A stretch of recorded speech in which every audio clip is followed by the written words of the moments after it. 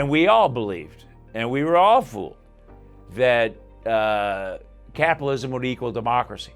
Well, they proved that wrong.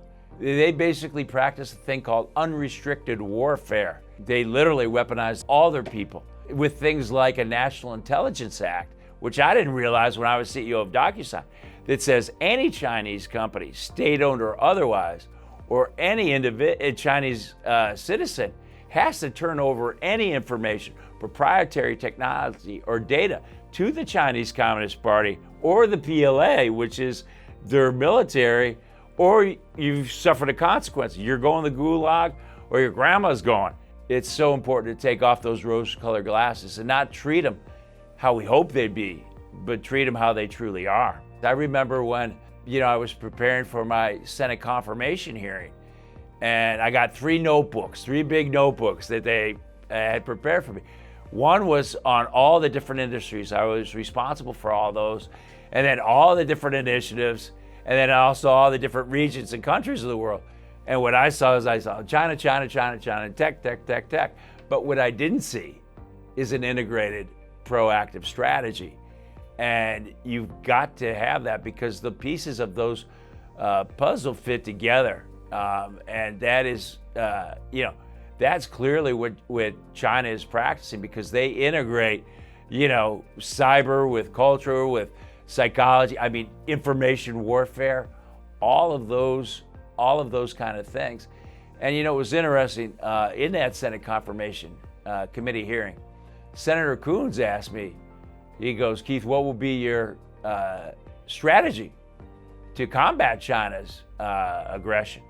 And what I said was I would harness the U.S.'s three biggest areas of competitive advantage by rallying and unifying our allies and our friends, leveraging the resources and innovation of the private sector, and also amplifying the moral high ground of democratic values, those trust principles. And that's what we did to form that Clean Network Alliance of Democracy. So it's so great to see that not only has that come to fruition, but also that's being extended in the administration. With everything that's going on in the Ukraine, people really understand the need for that. And you literally have to fight every day to protect those freedoms. And the United States has to lead. And there's nothing static about superpower advantage.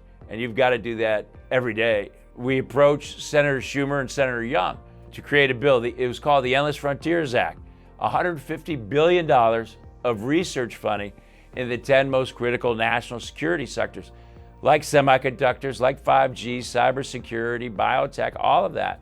And what we showed them is we could get up to $500 billion of investment with private sector match and also match from our closest technological allies. And then also when we did the onshoring of TSMC, we used that as a catalyst to help design with Senator Cornyn and Warner. But all these are bipartisan bills. The CHIP Act for onshoring the semiconductor manufacturing business, which we have lost over the years.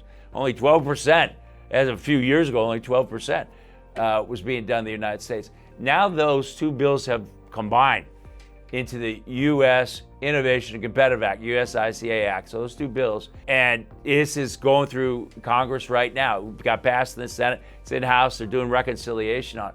And the analogy I draw with that one, it's like the Apollo program. The Apollo program, when you look at the spin-off of that, was we became the leader in electronics, aerospace, all kinds of stuff, still paying dividends. And that was equivalent of $150 billion in today's dollars. So that collaboration is key. And the ally collaboration is key because, the Clean Network Alliance of Democracies, one of the other things I learned about in those bilateral discussions with my foreign counterparts, they're afraid to use the word China or Huawei because everybody's terrified of their intimidation, retaliation, retribution. Because what China's strategy is, it's to pick the weak gazelle off from the herd and go after them. It's divide and conquer. So the Clean Network forms a security blanket, and there's strength in numbers, and there's power in unity and solidarity.